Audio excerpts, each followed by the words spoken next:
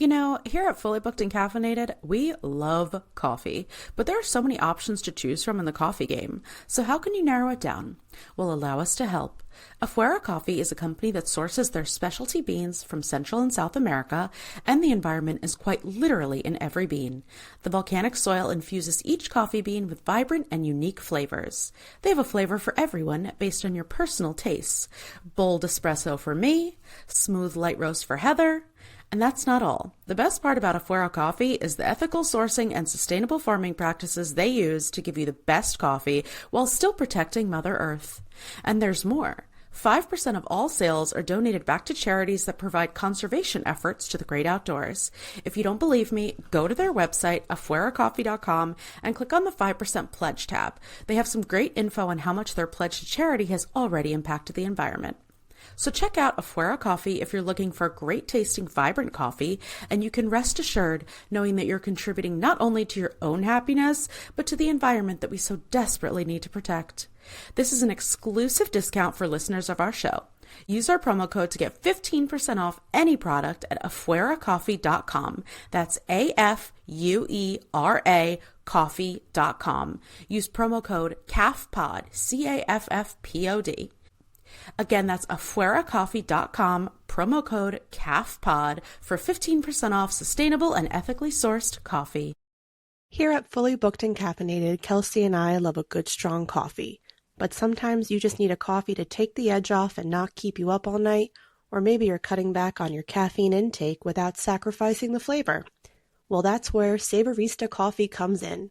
Savorista Coffee offers premium craft decaf and half-calf blends that are small batch roasted for exceptional taste with ethically sourced beans, natural decaffeination, and bold flavors, such as the Colombian Inspiration Decaf with chocolate, caramel, citrus, and fruit notes, or the Barely Buzzed Half Calf with dark chocolate, toasted marshmallows, and walnuts, which is directly going into my shopping cart.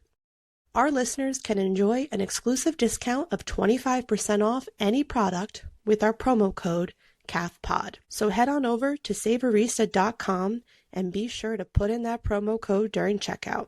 Again, that's Savorista, SAVORISTA.com, promo code CAFFPOD to try out what customers rave to be the best decaf coffee they've ever tried.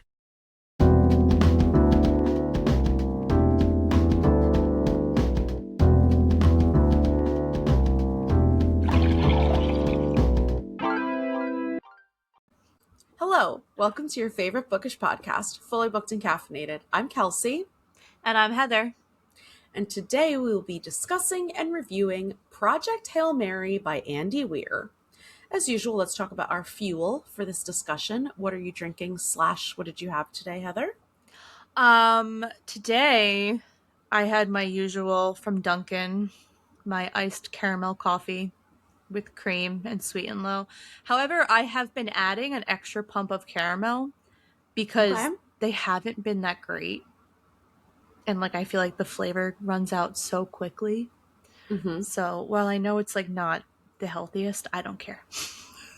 So I've just been 4 pumps, not 3, so that I can taste the sweetener in my coffee, please and thank you. Listen, there are so many other things that are going to kill us before that extra pump of caramel. Exactly. I actually went to Dunkin' for the first time in months. And I got just a regular iced butter pecan coffee. And it was delicious.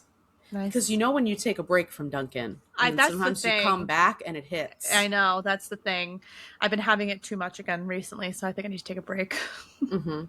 Yeah, I only go once every few months. But also, there's not a good Dunkin' by my new house. It used to be a lot more convenient by my old house. Yeah. Not that I leave my house that much, but you know what I mean. I do. I know what you mean. Anywho, cheers. Cheers. Okay. So, Andy Weir, this motherfucker, has over 300 answers to user questions on Goodreads, but every single one of them was about the book The Martian, which is his debut novel. Yeah. Is that the one that they made into a movie with Matt Damon? Yes. Okay, Which came I was out in wondering that. 2015, I was I want wondering to that. say. Mm-hmm. So the crazy thing about that book is that he originally self-published it as a series on his blog. But then he was approached by a traditional publisher and, they took it over and then it took off and it was extremely successful. Like you said, it was made into a movie. And the craziest thing about him originally self-publishing is that the book was so successful that it allowed him to quit his job as a software engineer and switch to writing full time That's insane. off the success of one book. And also, like, engineers be making money. I know. So that's crazy. Personally, I wouldn't have made that change to my career, especially if I wrote a book like Project Hail Mary, but that's not my business. I'm not his financial advisor. Um, he defines himself as a space nerd, duh. And what we're really here to talk about is the controversy, which we already discussed, which was that on May, Bookish Banter, or April? April. April. Okay. On our April Bookish Banter episode, where he claimed that none of his books contain any politics at all. Yeah. He thinks he thinks books shouldn't contain politics, and his lack of social or political commentary is the reason Project Hail Mary is so successful. And you know what? Maybe he's right about the success part, but we will get back to this in our book discussion, obviously. All right. So this book was published in 2021. It was a finalist for the 2022 Hugo Award. The audiobook won Audiobook of the Year in 2022, which is weird because it came out in May. So I wonder why a lot of these awards are for the next year. But anyway, it also won the Goodreads Award for Readers' Favorite Science Fiction in 2021. This book has a 4.5 on Goodreads with 1.6 million ratings. That's wild. So I can already tell that we're going to piss some people off. Probably. I mean, I already did. Which we will also get back to. We'll get to that. Don't email us. Andy Weir said that he chose to make this story person versus nature because humans will always root for the person and not nature. So in that way, like, you're inherently rooting for the main character, whereas in person versus person, it's a little trickier because you have to kind of make the quote unquote good guy likable so that you're not rooting for the bad guy, you know? We'll get back to this too. But we know that this was made into a movie, which was released earlier this year, starring Ryan Gosling, and it's been taking off, wildly popular. A lot of people say the movie is very good, but a lot of people also say the book is better. So I don't trust people. I mean, who knows what I've been seeing, but I thought I had seen more people saying the movie was better than the book. But regardless, I do want to watch the movie. Yes, I will watch the movie for sure. Once it's free on streaming, because I will not be purchasing it. Exactly. Okay. Storygraph, who's it for? You're going to give me a rating on this one. Project Hail Mary might appeal to readers. Might appeal. We're already starting off with Storygraph second guessing itself. Could be, possibly. Who knows? I have a feeling that Storygraph didn't like this book either. Project Hail Mary might appeal to readers who enjoy optimistic, fast-paced adventures that blend rigorous scientific problem-solving with a witty sense of humor and a heartwarming spirit of discovery. Thoughts? Opinions? D. As soon as it said fast-paced, I was like, wrong. So wrong. Because this book could have been 100 to 150 pages shorter. Also, problem solving is like a gross approximation of, like, yes, they are solving a problem, but it's kind of limiting the problem that they're solving. You know what I mean? Yeah. Yeah, I'm not a big fan of this one. I do think that Storygraph was also unsure because of the might at the beginning. I didn't even flag the might. You know what? I just saw fast paced and I saw red and I was like, I can't. Well, I was immediately thrown off because it has the name of the book in the Who's It For. It never does that. It just says like Oh. for readers who enjoy. Oh, okay. Yeah, I think the AI might need some updating for Storygraph. All right, all right. All right, so here is the summary of the book. Ryland Grace is the sole survivor on a desperate last chance mission, and if he fails, humanity and the Earth itself will perish. Except that right now he doesn't know that. He can't even remember his own name, let alone the nature of his assignment or how to complete it. All he knows is that he's been asleep for a very, very long time, and he's just been awakened to find himself millions of miles from home with nothing but two corpses for company. His crewmates dead, his memories fuzzily returning, Rylan realizes that an impossible task now confronts him. Hurtling through space on this tiny ship, it's up to him to puzzle out an impossible scientific mystery and conquer an extinction-level threat to our species. And with the clock ticking down and the nearest human being light years away, he's got to do it all alone. Or does he? I will say, this does set you up without giving anything away. Yeah, it does. It doesn't tell you that this is a science textbook. And I feel as though it should have told me that. Yeah, there should have been like a little asterisk. Like you will learn a lot of science that you have no interest in learning right now. Before we get into the plot, let's take a quick ad break. If you've been a long-time listener of the pod, you know Kelsey and I are all about pop culture and the entertainment industry, and if you happen to be looking for a one-place stop to shop for officially licensed merchandise, we've got the place for you. Old Glory is the ultimate destination to shop, offering over 300,000 items for music, sports, entertainment, and pop culture fans. This family-owned superstore has provided high-quality clothing and accessories since 1969, featuring the world's most iconic bands, sports teams, fan-favorite apparel, and quirky gifts, which means there's truly something for everyone. With free standard shipping and same-day order processing, Old Glory delivers fast and reliable service with every purchase. So whether you are shopping for yourself or looking for that perfect gift, Old Glory is your one-stop shop for iconic, high-quality merch, and our lucky listeners will receive an exclusive 15% off any product with the promo code CAFPOD. So head on over to oldglory.com to begin shopping their wide range of high-quality merchandise and get that exclusive discount. Again, that's Old Glory, OLDGLORY.com, promo code CAFPOD. If you're a listener of the pod, you know that Heather and I are booked and busy. We're always looking for ways to make our life easier and to boost our energy and focus, which is why we've got a company for you to check out called Strong Coffee Company.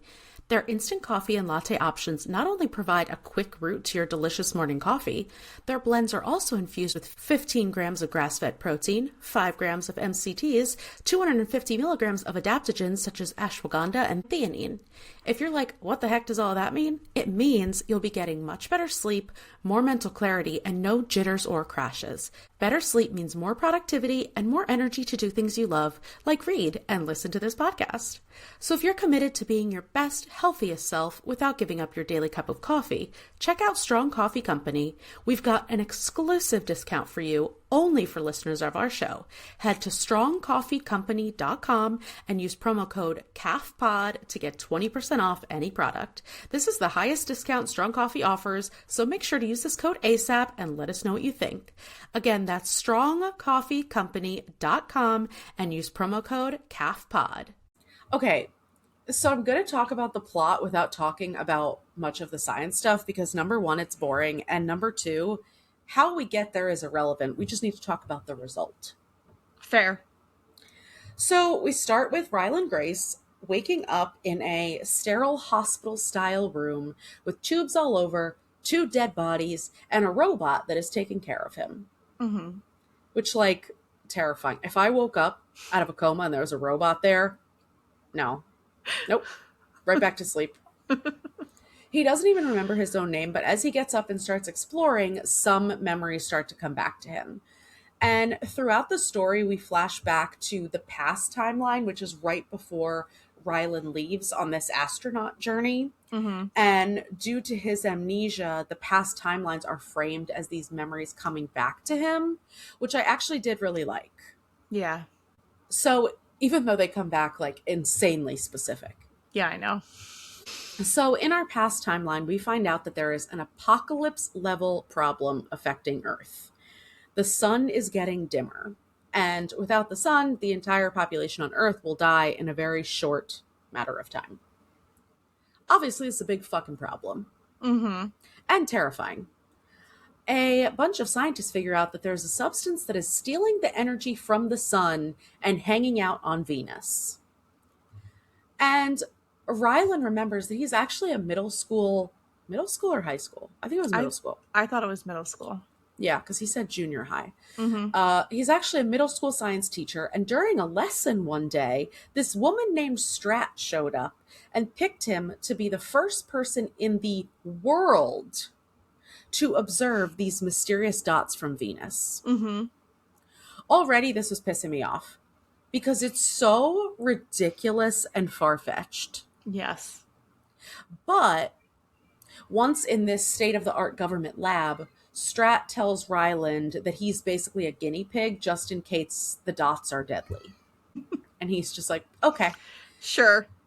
So the dots end up being a new species that they are referring to as astrophage. An astrophage absorbs energy from the sun at ridiculously high rates. Mm-hmm. But they find out that there's one star that we can observe, only one, that isn't affected by astrophage. So the goal is to head on out to that star and see what it has that stops astrophage from absorbing its energy. So everything is sped up, all research and development and preparation to get this trip into the star into motion as soon as possible. And Strat is given every possible advantage, endless funds, immunity from prosecution, in order to make this happen, because obviously they're racing against the clock. And pretty shortly after Ryland wakes up on the ship, he realizes that he's not ever going home, and that this was a suicide mission from the start, and that he must have known that when he set out on this mission. And he figures he must have known that risk, but with the amnesia, he's now processing that fact all over again. Yeah. And so not only is he going to die in space, but because his crew members are already dead, he's also going to die alone. Yeah. So you do get this kind of sense of existentialism, being lost in space and realizing that this is all you're going to ever know. Yeah, that's scary in and of itself. 100%. As Ryland is getting more acquainted with his spaceship and his living quarters and the ship controls, because imagine waking up in a spaceship and you don't even remember if you're able to fly a spaceship. Truly such a risk, but we'll get back to it. So one day, Ryland sees another ship not that far away in space terms, and he starts freaking out because this must be an alien. So after some back and forth where the aliens and him are exchanging messages, the alien ship makes contact with him and builds a tunnel from their ship to his ship. Just out in space. Absolutely insane. And I just have to say, you would need a man for this, because a woman would never trust a stranger like this. Oh, I know. Ryland describes it as the interstellar equivalent of a stranger offering candy. At least he's self-aware. And through that tunnel, behind a wall of clear xenonite, Ryland meets the first alien. And he names him Rocky. And Rocky is a spider-looking creature with 5 arms, each with a 3-clawed hand. And he's made of this rocky, lumpy material. But I also kind of picture him as a little robot spider. You know? I saw what he looks like in the movie, so that was what I've been envisioning. Oh. Hold on, I don't know what he looks like. Yeah, I saw some posts about it. Oh. Okay. Looks like a crab. Like a rock crab. Okay. So first, Rocky and Ryland need to figure out how to communicate. So Ryland uses a computer program to remember Rocky's words, which are musical notes. And the program will then associate them with English words.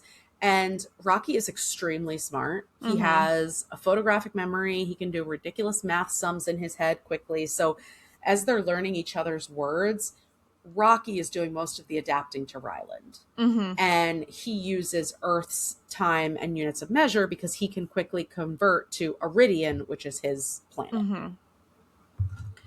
After establishing their language, they figure out that they both are having the same issue, and actually a lot of the same issues. Astrophage is also destroying Rocky's planet, and Rocky came with 23 other crewmates, and every one of them is dead except for him. Which is so upsetting. And also, they don't talk about it, but the fact that Rocky was conscious for this entire trip. Yeah. So he, basically saw his crewmates die, whereas Ryland was napping and woke up to his dead crewmates. Yeah. It's definitely a different dynamic. They also talk a lot about how surprising it is that two different life forms are both being affected by astrophage, and they're both unable to solve that problem and have similar intelligence levels. So Rocky says, if a planet has less science, it can't make a spaceship. If a planet has more science, it can understand and destroy astrophage without leaving. Iridian and human science are both in a special range that they can make a spaceship but can't solve the astrophage problem. So they're committed to helping each other find a solution and saving both of their races and planets. And Rocky, who's not able to survive in the atmosphere on the spaceship, builds tunnels all throughout the whole place and brings all his shit to move on to the Hail Mary. I'm moving on in. And I love how he bosses Ryland around. He's like, get the rest of my bags. I can't carry them. Go get them. And he's also an engineer, so he can build basically anything perfectly and very quickly. So he's able to repair every little thing on the Hail Mary. And the two also start to learn each other's customs and behaviors. So Iridians don't like when anyone watches them eat, mainly because it sounds disgusting. But they do watch each other sleep, which is for safety. And they also sleep and eat a lot less than humans do. Their first big experiment together is to take a sample from a planet called Adrian, which is nearby this unaffected star. And during the collecting of the sample, the ship is pulled into the atmosphere too far, and it starts messing with the gravity, and there's a breach in the hull of the ship. Science, science, science. But the point is that Ryland passes out and is being crushed by random debris. And Rocky breaks out of his tunnel and risks his own life to save Ryland. And so when Ryland wakes up, he finds Rocky on his side of the partition, and he's unconscious. So he then risks his life in return to put Rocky back in his atmosphere. A few excruciatingly painful days later for both of them, they have a face-to-face. Both of them are alive, but broken and battered. And you can see the wear on each other. Yeah. But they acknowledge that they've risked their lives for each other. And not just for the future of their planets, but also for each other because they're friends. Yeah. We do get a really sweet moment where Ryland confesses to Rocky that he is on a suicide mission. And Rocky is like, oh, don't worry about that. I have enough fuel to get you home. I'll just give it to you. Don't be silly. And Ryland is obviously emotional because he had fully accepted that he was going to die out here. Yeah. And it was obviously very hard for him to process that. And he had fully processed it. Yeah. And then for Rocky to just be so nonchalant about, oh, I'll give you whatever you need. first of all, Ryland didn't even realize that they had the capability to have that much astrophage. Yeah. So he, obviously never even thought of it as a possibility. But the fact that Rocky just like so easily is like, oh, don't worry, we'll solve that problem like we're solving every other problem. Mm-hmm. So meanwhile, back on the Earth timeline, there's been some crazy developments because every memory is batshit crazy. Yeah. They're still trying to figure out ways to slow down Earth's destruction because obviously it's going to take time for Project Hail Mary to answer their questions on how to defeat or control astrophage. So it doesn't matter how quickly they get this mission underway. It still takes 13 Earth years for the spaceship to get to the star that they're even looking at. Yeah. So they have to slow down the effects of the sun dimming.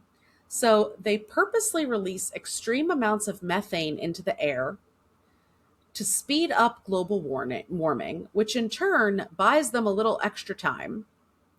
Obviously unethical, but it's a temporary horrible thing to delay the big permanent horrible thing. They also release a convicted murderer and embezzler from prison and allow him to oversee converting the Sahara Desert into a huge energy field. Sounds like data centers to me. Exactly. Also extremely unethical and is harming so many populations of animals and other species. But again, they feel that it's a temporary horrible thing to delay the big horrible thing. Yeah. They also discovered that only 1 million people out of the entire population have a specific gene marker that allows them to be put in a long-term coma and come out unharmed. And this will determine who can go on the Hail Mary journey because they are put in a coma for the entire trip to the star. Mm-hmm. We also see more of Strath's influence and power over literally everyone. Mm-hmm. And we've realized that Ryland is basically her number 2. He's involved with everything involving Hail Mary. He's part of the meetings, the discoveries, the building of the spaceship, all of it. So we're seeing more and more reasons why Ryland ended up on this journey, because to us, he just started out as a teacher in a middle school. Yeah. So back on the spaceship, Rocky and Ryland have finally discovered the answer to save their planets from extinction. They've discovered Talmeba, which is a natural predator for the astrophage. Mm-hmm. So now they need to develop those Talmeba to be able to survive in both of their planets' atmospheres, because as it is, Talmeba is killed by nitrogen, which exists in both of their atmospheres. So they do that by introducing nitrogen slowly, and then they keep breeding new Talmeba, which are evolving to be resistant to nitrogen. This part I actually found really cool. I did too. This was the only science that I was like, oh, because everything else was so far-fetched and something I'm never going to come across in my whole life. But this is evolution. We all know about evolution. And I liked the reference to when Ryland's explained to Rocky like an antibiotic, and and I kind of liked viewing it from that lens. Yeah, I agree. I liked a lot of the things that Ryland takes for granted that he was then able to explain to Rocky. But yeah, this just seemed really cool because it's something that we understand from a young age is evolution. You know what I mean? And they were able to so quickly train these life forms to tolerate a specific chemical. And we'll get to it, but it also shows that as much as science wants to control things, it can't control everything. Yeah, exactly. And not everything is an isolated experiment. So once they have the evolved Talmeba, it's time for them to say goodbye and return to their home planets. And it's hard for many reasons. Obviously, they've trauma bonded and become friends. Yeah. But also, Ryland is like, I'm the first person in my world to meet an alien species. Like, that we know of. Precisely. I want to know everything about Rocky, everything about his planet, all of it, but he's got to forget all of that in order to fulfill his mission. Exactly. So they say goodbye, and honestly, I thought this was so anticlimactic. I wanted more from this interaction. I agree. Because you've grown to love Rocky and appreciate their friendship. But they're just like, all right, bye. Wow, did a man write this book? Hit the nail on the head there.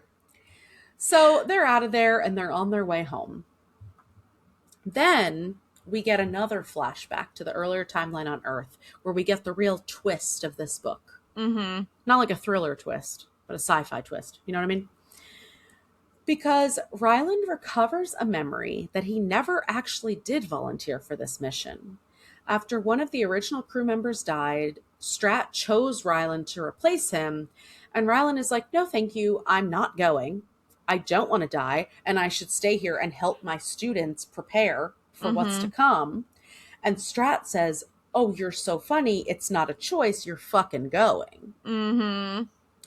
She says, you're a coward and you always have been. You abandoned a promising scientific career because people didn't like a paper you wrote. You retreated to the safety of children who worship you for being the cool teacher. You avoid risk like the plague. And she also tells him that astrophage is literally the apocalypse, and she will make any sacrifice to give it even the tiniest chance of success. I have some issues with this, but I love that she read him for filth. Oh, 100%. Because he is a coward. And the worst part is that he didn't admit that he was a coward. Right? Like, he was like, oh, I have to stay and teach the 100 children that I'll teach over the next year how to deal with this. Like, he was trying to frame it in a way of like, no, I will definitely be like more useful here. Yeah, you know? absolutely. And so her plan is to inject Ryland with a special drug that will make him forget that he never volunteered, but he will remember all of his science knowledge. Sounds unbelievable. Knowing Strat, she would make this real. But it sounds ridiculous. How are we targeting specific memories? I know. And how could you take this risk with the possibility that he could forget everything he knows about astrophage? And this is shocking because while Ryland didn't understand why he made the decision knowing he would die, he had come to accept that he did make that decision, right? And then he realizes that he is a fucking coward and that despite all his posturing about science and astrophage ruining the world, he wasn't willing to give up his life to save humanity. And this definitely affects his next decision. So on the journey home, Ryland realizes that the Talmiba that they bred to successfully survive nitrogen also evolved to infiltrate xenonite, which is exactly what Rocky's ship and his fuel tanks are made of. So this is what I was saying before, where like scientists have to remember that they can only control what they can control. Yeah. This was a side effect, quote unquote, that he didn't see, happening, but it completely makes sense with the evolution. You're evolving these Talmiba to be resistant to nitrogen. The Talmiba are also evolving to be able to survive nitrogen. So he should have thought of that. But because it was all happening in his lab in these very controlled experiments, he didn't see how that could happen. And because this is a species that he knows nothing about, obviously. Exactly. So he's faced with two choices. Option 1, go home a hero and save all of humanity. And option 2, go to Irid, save an alien species, and starve to death shortly after. Because if he does rescue Rocky and bring him home, he won't have enough food to make the trip back to Earth. Yeah.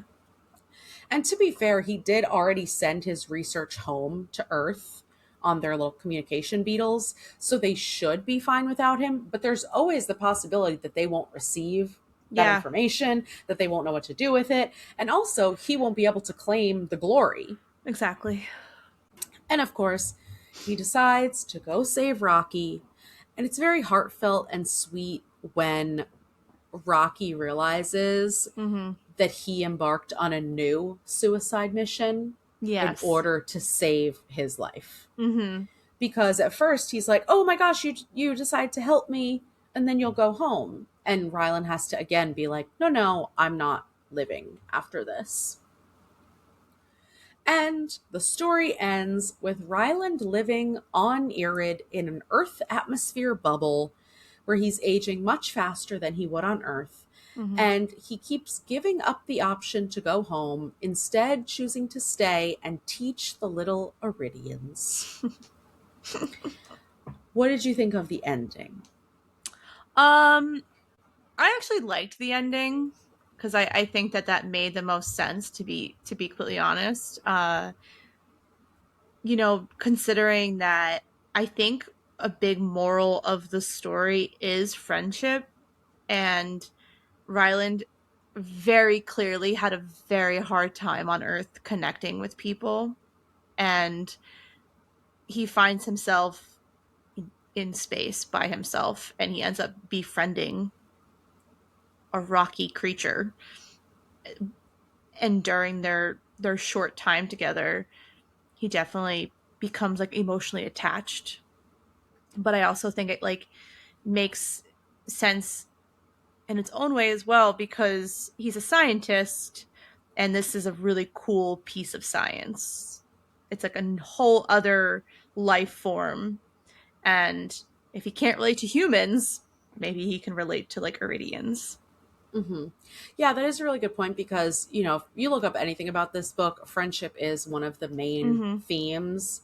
And I do think it's deeper than just friendship, but exactly what you said about when he was on Earth, he Mm-hmm. was so lonely. And Mm-hmm. we get a part where he's remembering, what his apartment looked like and realizing that, oh, there's no other people here. Like I lived alone. I didn't have anything. There's a couple times where he references like I didn't really have a life before I came on here. Like Yeah, I would go because it for was drinks once in a while. I thought it was interesting when he was in this whole facility when he was on Earth, and he never once like brings up, oh, X, Y, and Z is gonna worry about me. Like that was never there was not ever one other person mentioned aside from his students. Yeah, I was going to say the only attachment he has, and he Mm-hmm. refers to them as my kids because he doesn't have anyone Yeah. else in his life to really have that relationship with. But that is the only tie that he has to his Mm-hmm. life. He's never checking in with anyone, he's never updating anyone. And even where some other people during the kerfuffle where they're getting ready to go on this mission, some other people are making relationships with others. Some are Mm-hmm. some are fucking. I Some know. are, they're not having friendships because like everything is so high stakes, but they are spending time together and Mm-hmm. unwinding, and it feels like he's kind of always on the outside looking in. Yes. I did love that he was teaching. I thought that Yes. that was really Yeah. sweet that he Which was like teaching the because little it's like Iridians. a full circle moment for him in a Mm-hmm. sense, because that's what he did down on Earth, and that was clearly the only thing that ever brought him a sense of like joy and peace, hypothetically. So the fact that he took on that position on Iridian was definitely a nice little sentimental way to end the novel. Mm-hmm. Yeah, and it was the one thing that he Mm-hmm. really felt that Yeah. he would be missing from Earth. Mm-hmm. I also think him staying on Irid was a little more of his cowardice because he didn't want to go back and Mm-hmm. face everyone. I personally couldn't imagine living in this bubble eating processed human meat burgers for the rest of my life, Yeah, no but thank you. that's just me. I guess we would get a lot of reading done. Yeah, but I guess he has nothing really waiting for him back on Earth, Mm-hmm. because Mm-hmm. all his students are going to be older and they're not going to care. Yeah, and I think, he has these thoughts of like, well, if I went back to Earth, I could prove Strat wrong and I could Mm-hmm. tell her what I think of her and blah, blah, blah. But the fact is, he would never do that because he No, is a and it's coward. exactly, and it's also interesting when if I like think about it a little bit more in depth, the fact that he was so against going on a suicide mission if he didn't really have anything even waiting for him back there. So it's almost like a double standard in a sense because he didn't want to do the mission because he was afraid to die. But then again, who did he have to live for on Earth? Yes, I agree with you. And I think that the author tried to make this full circle moment, right? Where Mm-hmm. we find out that Ryland never wanted to sacrifice himself. And Mm-hmm. then in the end, he is deciding to sacrifice Mm-hmm. himself by going to save Rocky. Yeah. But we don't feel him actually accept that decision Mm-hmm. or weigh the consequences Mm-hmm. because it feels like such a rash or time sensitive decision or whatever. You know what I Yeah. mean? Yeah. All right, before we get into the rest of our discussion, we're going to take another quick break.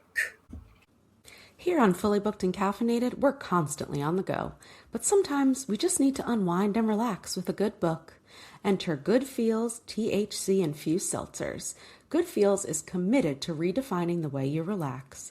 Made with all natural ingredients and offering flavors like dragon fruit raz, pineapple mango, and blood orange, these drinks are the cornerstone of great taste and tranquility.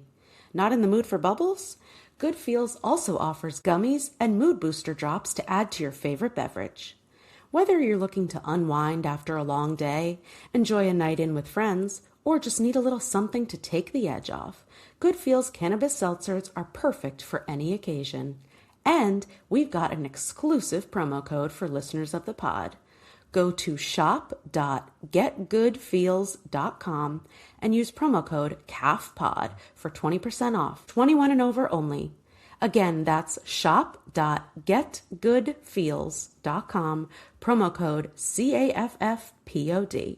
Try it out and let us know your favorite time to unwind with a Good Feels cannabis seltzer. You know when you have that midday crash and need something quick to perk you up? Well, enter Quantum Squares. Quantum Squares is an energy bar that is redefining the typical energy snacks by offering a scientifically formulated recipe with 100 milligrams of organic caffeine, which is the equivalent to an 8-ounce coffee, for long-lasting, stable energy. These bars deliver balanced nutrition by featuring 10 grams of plant protein, healthy fats, and complex carbohydrates with flavors such as peanut butter, dark chocolate, and dark chocolate pink Himalayan salt. And for all our food ingredient sensitive listeners, Quantum Squares are certified gluten-free, non-GMO, plant-based, kosher, vegan, dairy-free, and soy-free, with no artificial additives or sugar alcohols. If these energy bars sound like something for you, we have an exclusive 25% discount off any product for our listeners with the promo code CAFPOD. So head on over to quantumsquares.com to shop their delicious products and use our exclusive discount. Again, that's Quantum Squares,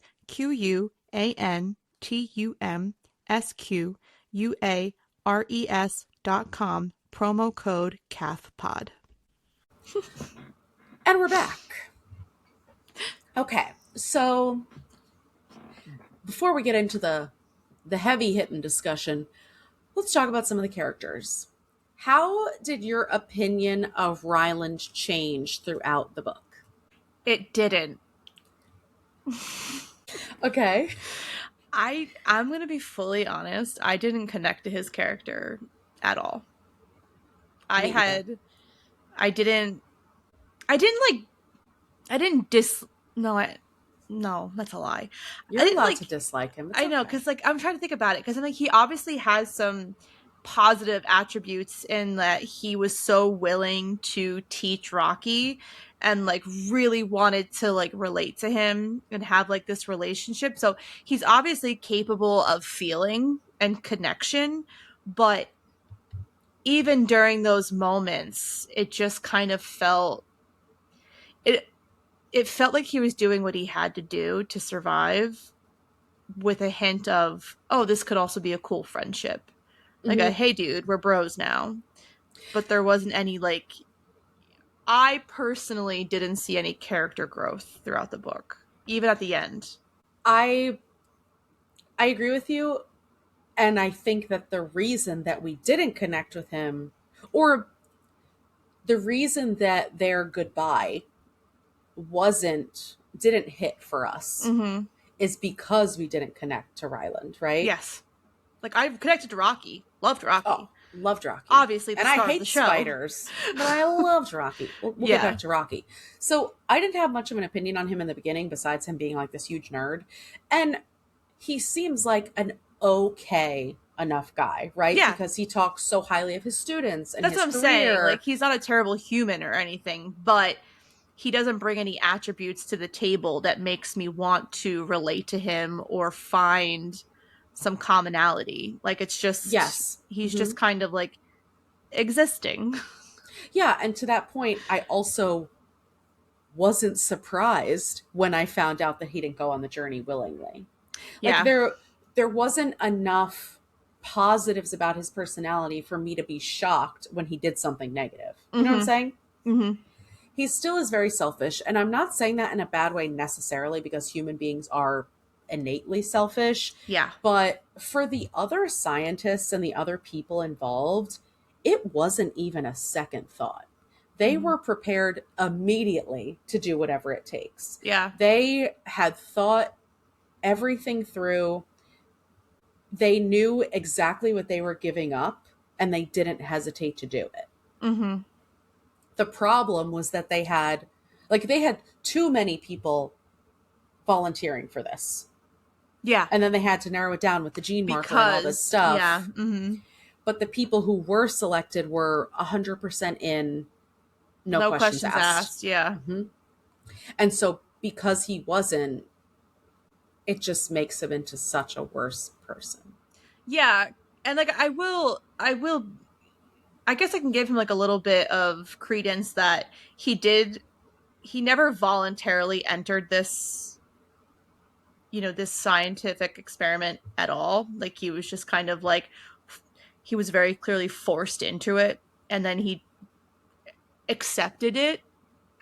So I think that's, another point you say, like, how the other people were so ready to take that on and to do a suicide mission in order to save their homeland. Yeah. Whereas like Ryland was like, I didn't want to do this in the first place, so why am I gonna give up my life for something that wasn't Right. really my decision in the first place?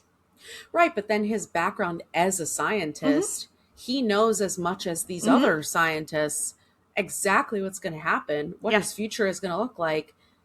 And for him not to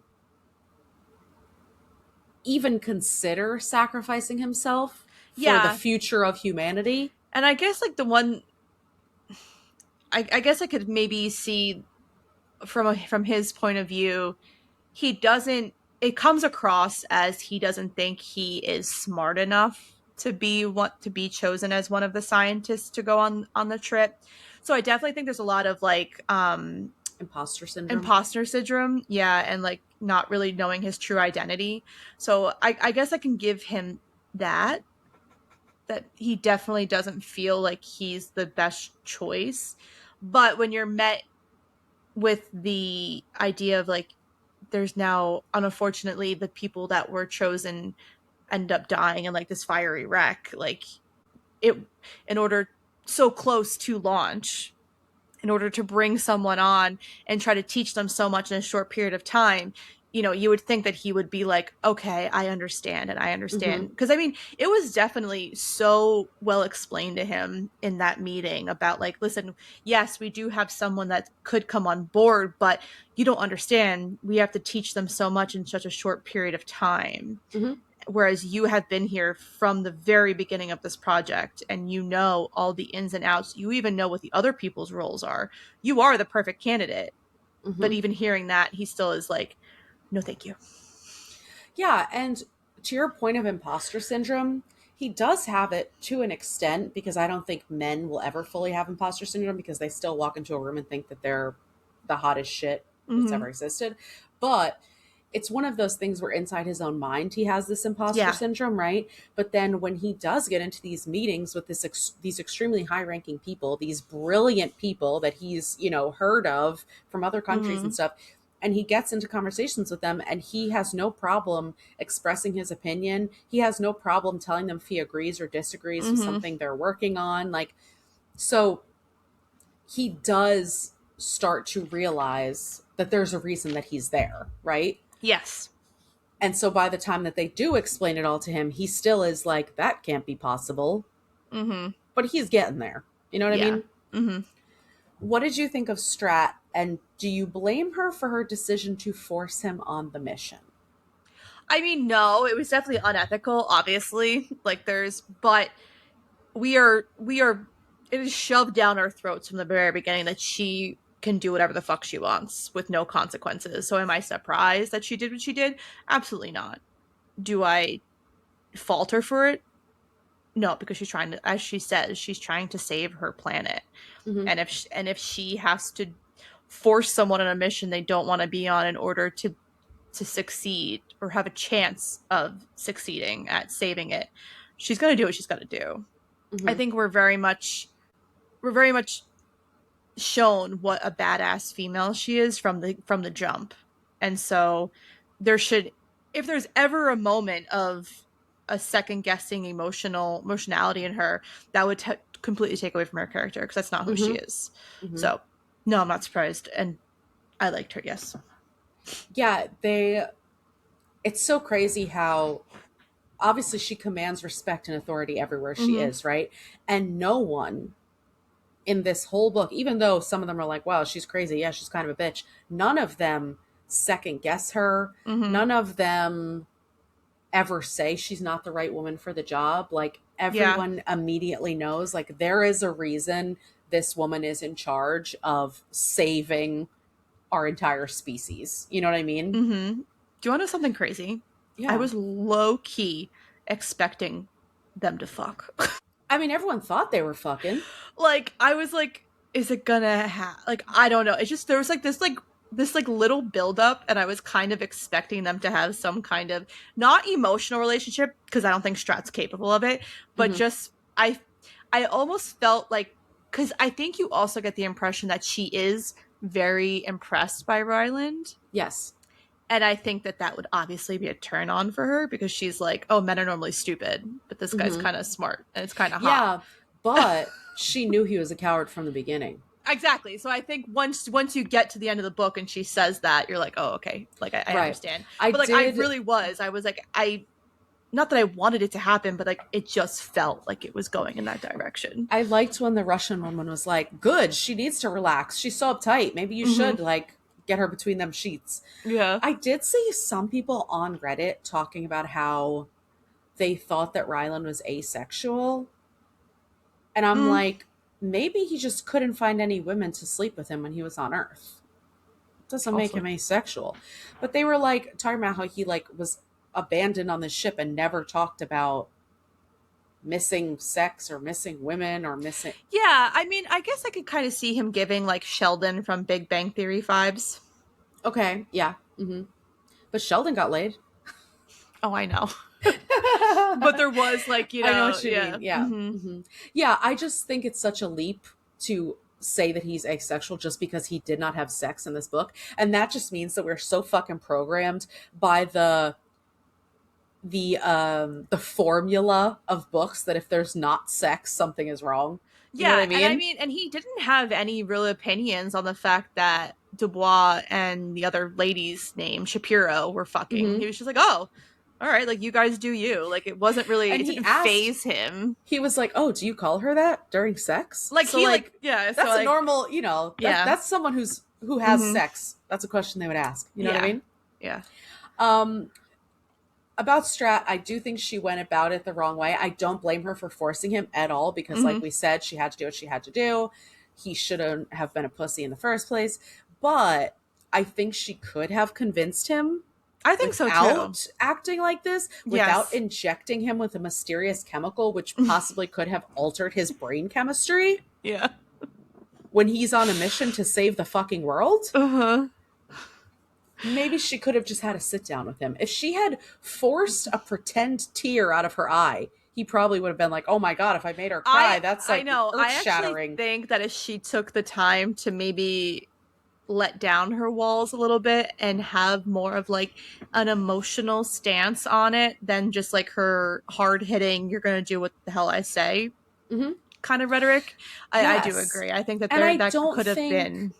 I don't think that would have ruined the story because, like you Mm-mm. said, she couldn't show any type of emotion or anything because it would ruin her character. But if it was for this specific instance, it's like it would have worked. A dire need. Like they are literally on the verge of a successful mission, and unfortunately there's like a wrench thrown in that no one expected. And it would have made sense because all of this buildup, the future of the world is literally on her shoulders. Yeah. She is the one who's in charge of everything. The fact, if she, got right down to 5 days before launch and this horrible thing happens, I think it would have made sense for her to break down a little bit. Oh, yeah, absolutely.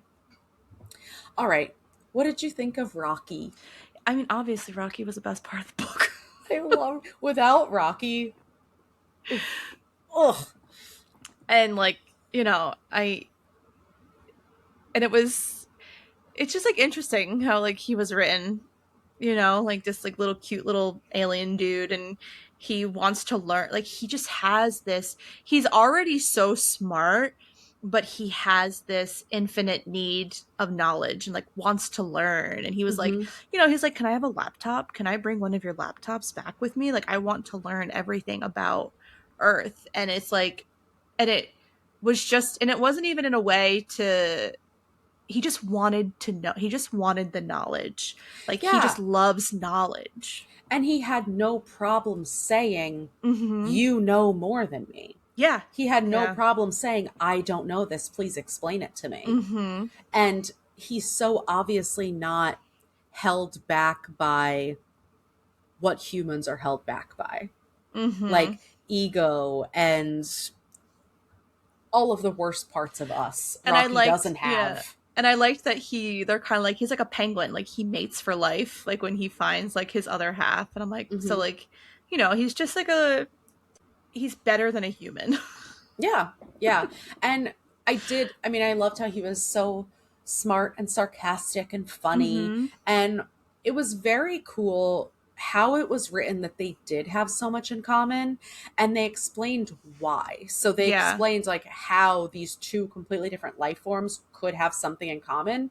So it became a little bit more believable because even though they have these obvious differences in their life capabilities, the author did a good job of providing evidence. Yes. If that makes sense, of like how they could possibly have so much in common, but still have so much not in common. You know what I mean? Of course, yeah. Did you agree with Ryland's choice to save Rocky instead of heading home? Obviously. Duh. If Rocky were to die, it would ruin the whole story. Imagine. I'd be so mad. He just went home and never saw Rocky again. Nah. No, and I think that was the whole point of the book, like, realistically, was the fact that, Ryland makes a true connection. And it is kind of like we said, like a full circle moment. Like he had to, while he didn't make the cognizant decision to sacrifice himself for his own homeland, he was willing to sacrifice himself to like eliminate the risk of Rocky's homeland being like destroyed. Yeah. So even though he wasn't sure the Beatles would make it back to Earth, there's a very high chance that they would. Yeah. But if Rocky died, there's almost 0% chance that the Talmiba are making it back to his planet, which means that their entire existence is fucked. Yeah. There's no fail-safe. Exactly. So he made the choice not only to save Rocky, but to save Rocky's entire population and planet. Yeah. All because he didn't want to go face Strat. No, not really. But you know what I mean. Yeah. So here's a little quote from the end of the book. Ryland says, maybe it's just the childish optimist in me, but humanity can be pretty impressive when we put our minds to it. And I think that is very well exhibited in this book, where so many different powerful people, different countries that should be fighting with each other, come together for this common goal. Yeah. And they're able to put their egos aside. I do think it's insanely unrealistic. There's so many people who would refuse to put their egos aside, even for the future of humanity. I mean, we see it every day. Yeah. We see every day people who will double and triple down instead of just admitting that they made the wrong choice. I'm talking about MAGA, obviously. All comes back to it. But we see this in so many ways of people in power, or even very smart people, or even, like how many women's ideas have been claimed by men because of ego, because they want to be the one to say, look at what I solved. There's no way that all of these people, extremely smart, brilliant people, would be able to come together this easily, even with the common goal, because everyone would believe that they had the right answer. That's what I'm saying? So Andy Weir can claim all he wants that there's no social commentary in his books, but we know after reading this, that's completely false. Oh, yeah. Do I agree that he wasn't overly heavy-handed, as some authors are? Yes, but that doesn't mean it doesn't exist. He says that audiences crave something authentic. But what's more authentic than a book reflecting real-world issues and real-world feelings? So we're going to talk about all the way politics and social commentary show up in this book. There's a lot. A lot. So first, morality. You will never convince me that morality is not a social issue, because why do we not murder someone when they piss us off? We have innate senses of what is right and wrong. How is sacrificing yourself for the good of humanity or the future of Earth not social commentary? Yeah. They also discuss the ethics of these scientific decisions, and the way that the guy who released all the methane into the air and was knocking down the icebergs and stuff, it was the hardest thing he's ever had to do. He breaks down in tears. This man who is brilliant and powerful and understands why he's doing what he needs to do, but he knows how wrong it is. And he's lived his entire life fighting against everything that he's currently doing. Yeah. Also, specifically with Rocky, so Ryland and Rocky have a respect for each other's traditions, languages, personalities, customs, culture, something that the majority of this country does not have for undocumented people. And also transgender people. Exactly. There's an appreciation and a common goal of sharing so that each side can learn as much as possible from the other. Like you said about, like, can I have the computer with all this knowledge so we can study it? And, Ryland wants the pieces of metal and stuff because he's like, we'll learn so much about you. And he takes notes. Instead of rejecting everything that's not normal to you, or telling a person that they're not worthy of living in this country because they don't think the same as you, they don't speak the same language, they don't have the privilege or skin color that you think they should have. I'm obviously talking about immigration, but you bring up an amazing point that we're talking about transgender people too. We're talking about gay marriage. We're talking about anyone who is different from you. And you're not willing to accept them. And thinking that they don't deserve to live. Yeah. Because they're different from you. Yeah. This is an entirely new species that Ryland immediately accepts, immediately figures out how to communicate with, immediately knows that there's going to be potential risks, but he knows that joining together is going to be for the betterment of himself, for both of their planets, for Earth, for all of fucking humanity. Just a better chance of survival in general. And he doesn't think for a second, I shouldn't let this person on my ship because they speak a different language or because they fucking look different from me. And he's able to easily disregard all of these differences and strike up a meaningful friendship with someone who is nothing like him. Mm-hmm. And even though he does comment on how some of the traditions or customs are weird, like watching each other sleep. But everyone has that. Like, Mhm. there's always going to be something about someone that you might not agree with, but doesn't mean that they're that different from you, or Mhm. that they're like not a decent human being. And he doesn't judge. Mm-hmm. He might comment on it, but he doesn't judge. He accepts that it's not for him to understand. Yeah. And he even acknowledges that a lot of those customs are obviously because of life on his planet. Mm-hmm. The reason that they have to watch each other sleep is because of how they are when they sleep. The reason they don't watch each other eat is, you know what I mean? Like, he sees that all of these are for reasons, that the reason that they watch each other sleep probably evolved from caveman days the same way that it would have with humans, Yeah. you know?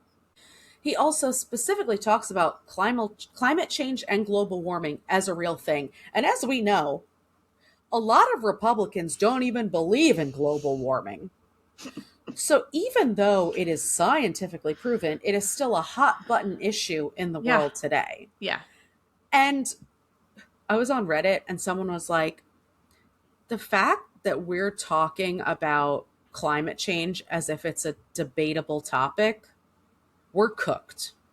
Literally. We're fucking cooked. The fact that you can see something that science has proven and that we are seeing every day in our weather, in our species dying out, extinctions, like all this stuff, and be like, that's the Democrats and their weather machine. I mean, science and evolution in general is also a hot button issue, but that's more of a religion conversation and not politics. Yeah. When I was in high school, one of my Bible teachers, because yes, I had to take Bible as a class, told us that the world was only 8,000 years old. Okay. That's when God created it. Yes. All right. Okay. So just want to let everyone know that's still being taught in schools. Ugh.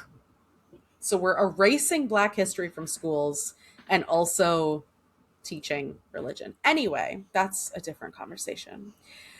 So there's a few other moments that are just like small things, like talking about sexism with Strat or referring to Rocky's pronouns when he first meets him, that weren't necessary to add in there if you don't want anyone digging into the messaging behind your writing. Yeah. Is there anything else you can think of off the top of your head that we missed? I also noticed that there was just a lot of comments from Ryland about, he brings up war a lot too. Mm-hmm. Like how things could break out into war. And that was like, honestly, if I'm being completely transparent, that is what stuck out the most to me, knowing that you said that he said he's not political. And I'm like, if you're introducing the concept of war into a book, it's automatically political. Mm-hmm. So like right there, like your theory of I don't write politics into my books is false. Mm-hmm. Because you're taking the biggest thing in politics, which is war, or at least one of the biggest things in politics, which is war, and you're discussing it. So right there, you're political.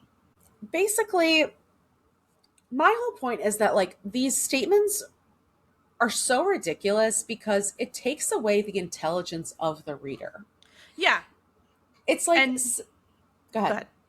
And it's like, why would you even say that? Is it because you just don't want to upset your readers and you don't want to, like, you just want to be Switzerland?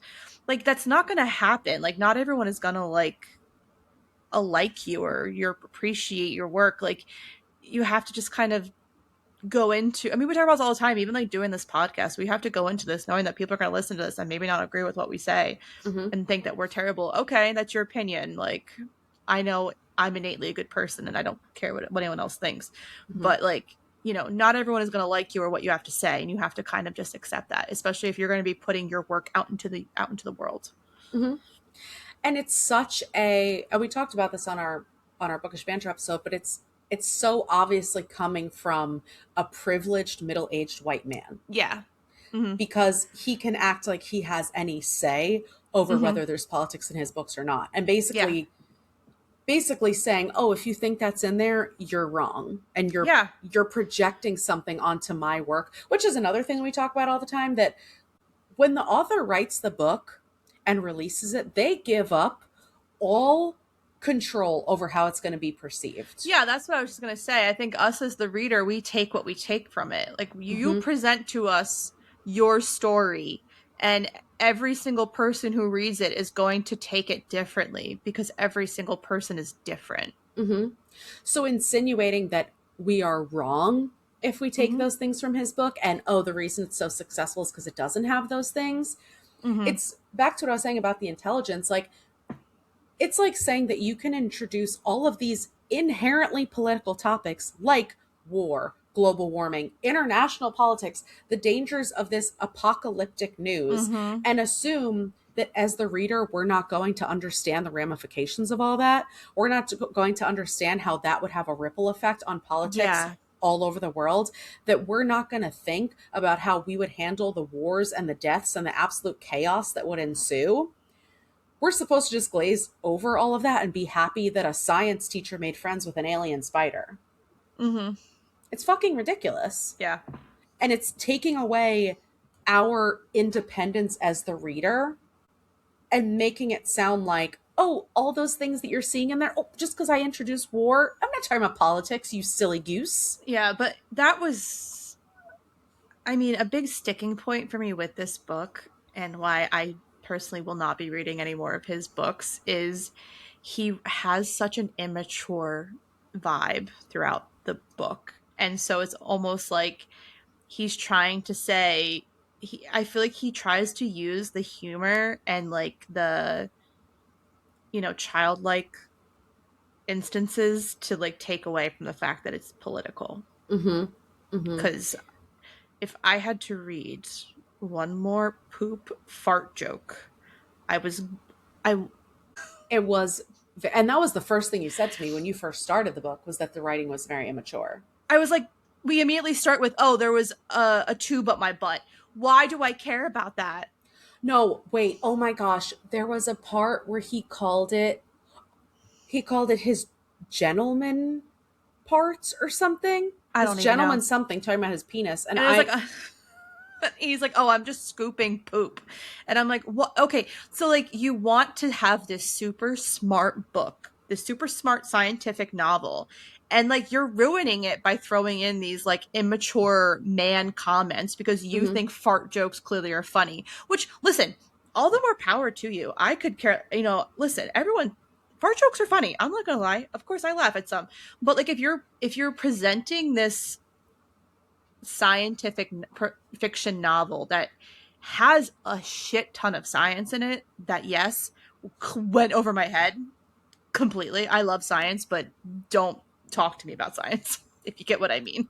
Like, and it's just I don't know, he like introduced so many interesting topics and then he like ruins it. And I'm like, oh, okay. Yeah, I think that's a really good point, and I didn't see anyone bringing this up, and I completely agree with you. Like, he tries to mask some of it as like, oh, well, the reason he says gosh darn it is because he's a middle school teacher. Yeah. That's fine. But the rest of it just feels like this is supposed to be this brilliant man. I'm not saying brilliant men can't joke. That's not what I mean. No, that's what I'm saying either. But that's what I'm like, I feel like he's supposed to be this incredibly smart human, and he is, don't get me wrong, but I don't know, just the way that and I think that's another reason why I couldn't relate to his character, is because it wasn't syncing up for me. The things that he was doing and the way that he was acting and the things that he was like thinking or saying. And again, listen, I'm not saying that you can't be super smart and, like you said, and not think and not make like inappropriate jokes to yourself, because everybody does it. But to do it to the extent that it was done in the novel, it just completely, it was unrelatable. It was overdone. I personally could not relate to him or the story. Well, and I think that's part of it. That's part of why, an overall view of why I didn't like this, is because I did not get the humor. Like, everyone talks about how this is like this wittingly funny, and I'm like, I didn't think any The of it was only funny besides time, Rocky. that's what I'm saying. The only things that I found like maybe humorous were his like conversations with Rocky, and those were great moments of the book, and those were the only moments that I liked, was any moment that he was interacting with Rocky. Everything else I was like, okay. Yeah, like, what are we doing here? Okay. To the science point, because we'll get to your tweet in a few minutes, but I just feel like so many people are going to be like, well, you didn't get it. You didn't understand the science. Okay. Here's the thing. We don't have to, number one. Yeah. Number two, I love science. I fucking hate talking about space. I get so much anxiety thinking about space. Me too. Thinking about gravity. In the bottom of the ocean. Oh my God. Like, thinking about... Oh my God. I'm getting the heebie-jeebies right now just thinking about it. Thinking about how immense space is. Not only is it terrifying, it's also so discouraging, because the way that humans think that we are like the apex predator, that we're hot shit, as if there's not a million gazillion other species out there that are so much smarter and better than us. And even in this book, he had to put like the human as the smarter being. Yeah. You know what I mean? I mean, he did say like because of computers, which, like, facts. And because, like, I mean, if you think about it, like earlier this year, we read Dark Matter by Blake Crouch, and I fucking devoured that book. So I'm not saying that I don't enjoy science fiction, because I do, but like this one just didn't. I didn't relate to it. It was the content of the science, because we even said we liked like the evolution part. I did not give a single fuck when he was making calculations about how many. Yeah, that was too much. How many light years and how much pressure and all. Like, I do not care. Some people might read that and that's like their favorite thing to see in like in a book, and like that's okay, and like that's for you, you know. But just because I don't relate to the science doesn't mean that I'm dumb. Exactly. So Heather, do you want to tell us about your... Okay. I keep calling it a tweet because I refuse to accept that Twitter doesn't exist, but go on. So I had finished the book last night, and I closed the book, and I was like, okay. And so I took to Threads, and I was like, I personally don't understand the hype of this book. It just wasn't for me. I heard the film is better. Looking forward to it.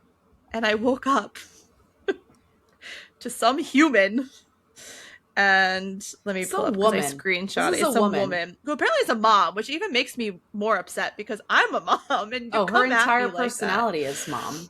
All right, so I said my thread was, I just finished Project Hail Mary. Oh my God.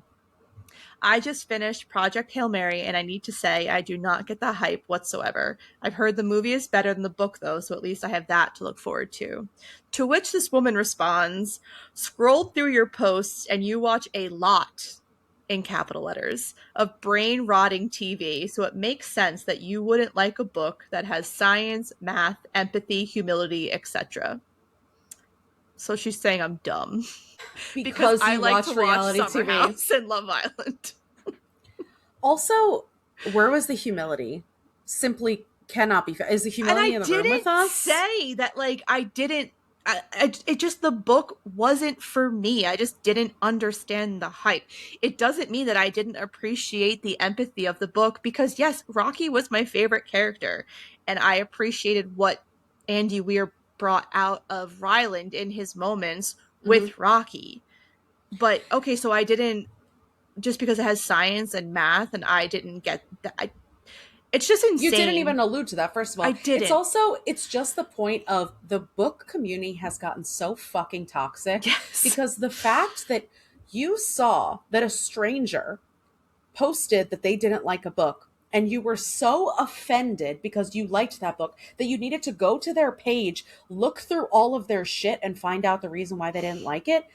Not everyone is going to like the books that you like. Exactly. Why is that any of your fucking business? And why did you take your dumbass little thumbs out and think, hey, I should leave a response to this random stranger on the internet?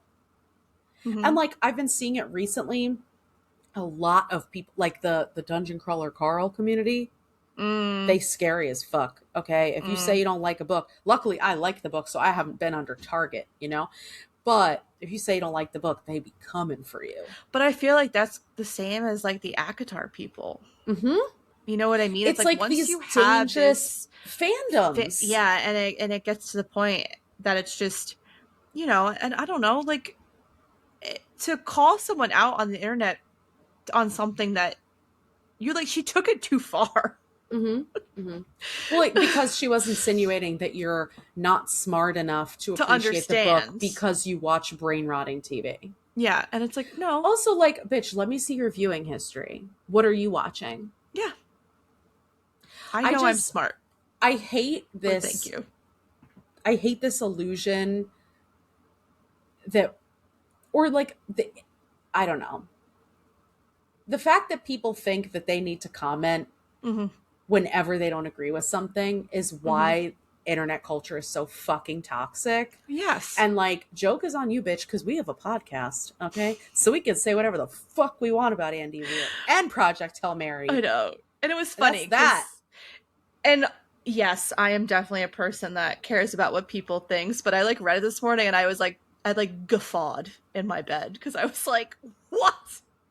I'm so happy you did, because I was like, if Heather is internalizing what this crazy ass stranger saying on the internet for like a hot second, and I was like, no, this is fucking stupid. I was like, what do you mean? I was like, okay. And like, to blame it on one of your other hobbies.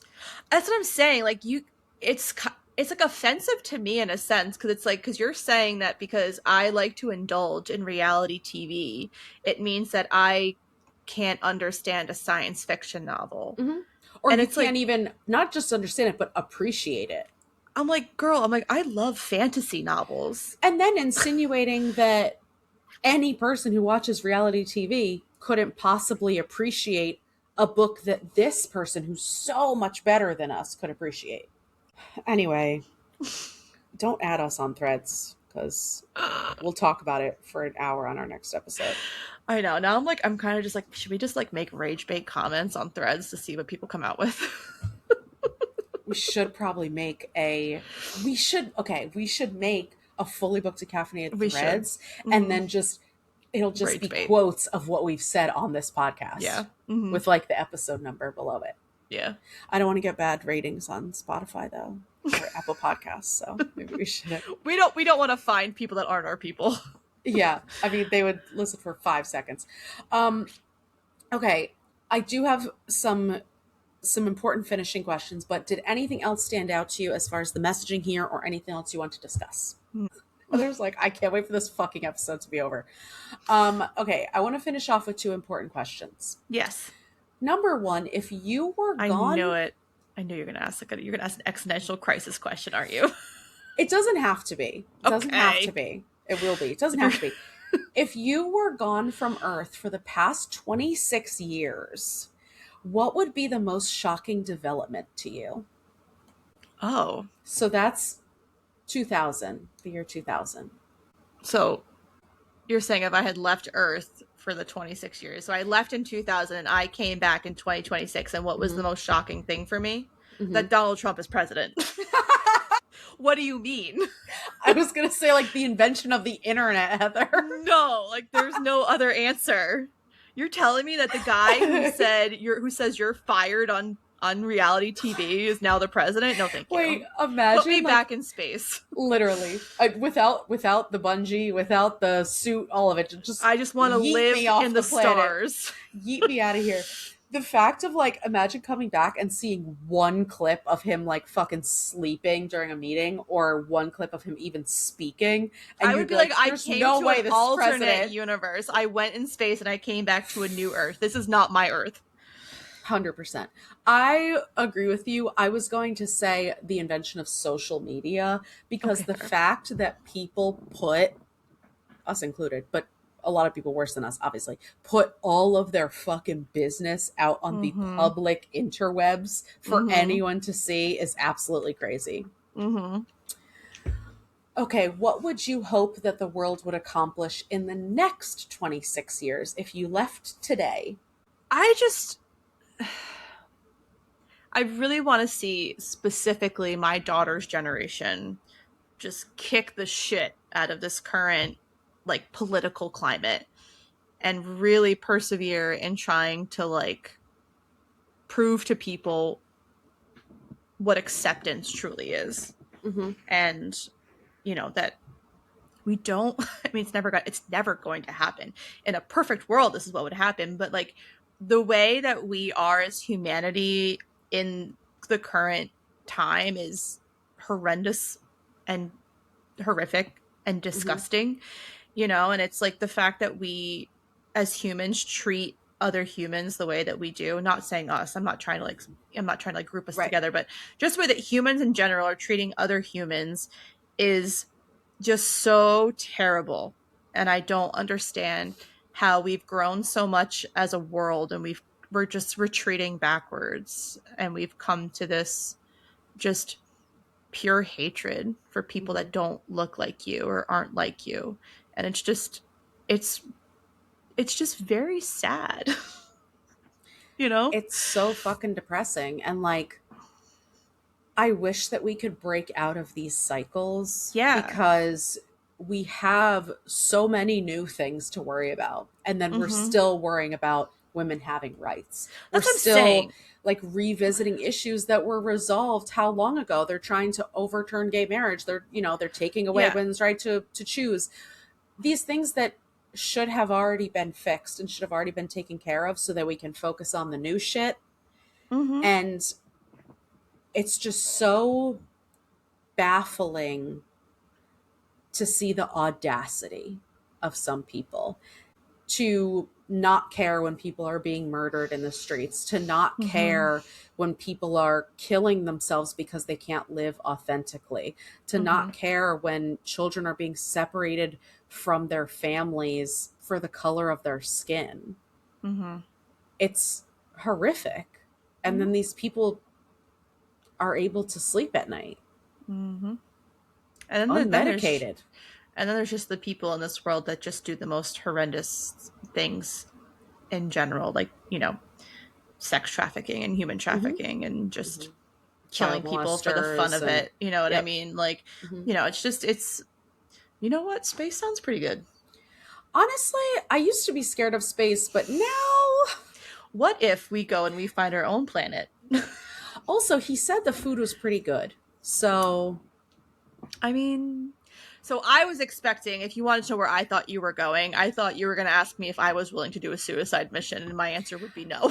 I was going to ask that, but I already I was knew your waiting. answer would be I was no. already waiting. I was like, I'm already so scared of death. Are you Nope. kidding me? I swear I was going to ask that, and then I was like, why would I even ask? I know Why would the I ask when I answer. know the answer to this question? Yeah. Yeah. I mean, I would do it if I was smart enough Oh yeah, to I be could one of see you. these I think people. that I could see you doing it as well. Yeah, I was like, yeah, we're going to skip over that question. All right, anything else you want to discuss? No, We weren't that I'm hard on this book. We could have been worse, by no, the but I'm way. happy to never speak about it again. Well, first we got to do our rating. So, our Okay, fair. rating scale is Space Beetles. I did. I will say I did like the play on words there, and I did like that they were named after the Beatles. That was fun. Yeah, I thought it was cute too. And that the test one Mm-hmm. was like the backup drummer and Yeah. stuff. That was cute. Mm-hmm. All right, so how many Space Beetles did you give this book? I gave it 3. Okay. Um, like I said, I wasn't a huge fan of his writing and the, you know, immaturity that was interwoven throughout. Every time I thought I escaped it, it showed up again, and I was like, God damn it. Like there was a one part where he says like fart, and Rocky's like, don't recognize word, and he's like, you don't need to, and I'm like, why? What is this? Was a 3 sentence that never had to be put into this book, but okay. Mm-hmm. It also was way too long. It Mm-hmm. could have been 300 pages instead of 470. Um, while I can appreciate that obviously this guy loves science and it is a science fiction novel, there was too much for me personally, and it was very hard to follow. So I had a little bit of difficulty there. But I did appreciate the relationship between Ryland and Rocky, and those were like that was really the only part of the book that I found myself like relating to. Mhm. But I did, however, like the jump back to like the Earth timeline when he was starting it, like that, and the interactions between Ryland and Rocky were like the only parts that I found myself reading and not falling asleep. Yes.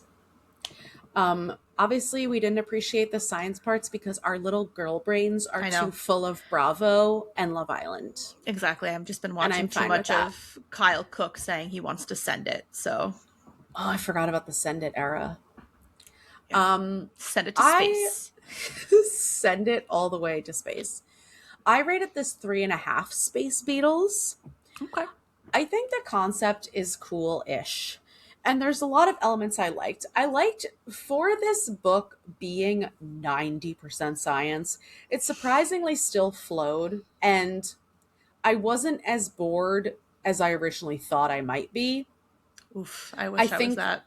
I think because I stopped trying to understand the science parts. I think that's my problem. I just blew right through them. Because then there was times that I was like, all right, I'm going to read this. I'm really going to follow this. And then I'm like, crap, I lost it. That's what I did for the first, like, 15%, if I had done what right? you did, maybe I would have. I also had to read this book in 2 days, okay? Because I'd be leaving it till the last minute for recording. Yeah. So I just accepted that I did not and would not give a shit about the speed of light. Yeah. And I just kept it moving. I also really liked the way that the author gave Rocky such great personality and how he explained some of the truly unrealistic parts. Mm-hmm. However, I don't need to read any of his other books. I probably wouldn't recommend this to anyone. Definitely wouldn't recommend this to anyone. And I could have lived my whole life with never reading it. Yeah. But I will watch the movie. Yeah, I'm excited about the movie. Yeah. I'm excited to see Rocky and Ryan Gosling get into cahoots together. And I'm excited to see how those I don't know, like, the format of the movie, obviously, but to see those, like, flashbacks. Yeah. To see how they exhibit those. Mm-hmm. I agree with that. If Ryan Gosling is more likable than Ryland Grace. He will be, because I just think that Ryan Gosling is a very charismatic person. So I think that any role he plays, it would be hard. I think it would be hard for me to dislike Ryland Grace in this movie, just because he's played by Ryan Gosling. Yeah, that's true. What have I not liked that Ryan Gosling was in? Can't think of anything. All right. Anything else you want to add? No. Honestly, I just never want to talk about Andy Weir ever again. I feel like that's your wishful thinking, because it's going to pop up somewhere in the future. I'm going to, on our next Bookish Banter, I'm like, and another thing. Okay. That's all we have for you today. If there's something a man does, you're going to find out. This is a man breathes wrong, and Kelsey's like, you know what? The other day I was talking to my mom, and she was talking about someone and how they, like, made a joke, and I was like, oh, well, I never think a man is funny. So she was like, what? Anyway, that's all we have for you today. We need to rename this podcast. And if you like what you heard, please make sure to follow, subscribe, and rate and Fully review the booked podcast. and opinionated. Exactly. I was thinking more like the man haters book reviewers, but yes, fully booked and opinionated works for me. If you have any book recommendations or questions for us, you can email us at fullybookedcalfpod@gmail.com. If you go on our socials, you can also find our individual links, so you can see Heather's Threads account, and you could come for this fucking lady if you want to. No, we're not doing that. We're not doing that. I didn't fight with her because I don't fight with women on the internet. Listen, I'm going to post it to the story. Pick a struggle. I'm going to block out her name, but I'm going to, like, post it onto, like, the story on Fully Booked on Thursday. Do the thing where you, like, block out her name. Yeah. You know, but, like, you still see it a little bit. No, we only fight with men on the internet. Okay. Mm-hmm. All right, go follow us on our TikTok and Instagram at Fully Booked Calf Pod to see our upcoming reads. Thanks for checking us out. And remember, God, I don't even know anymore. If you need us, we'll be on Threads. If you need us, we're too opinionated for people to like us. Bye. Goodbye.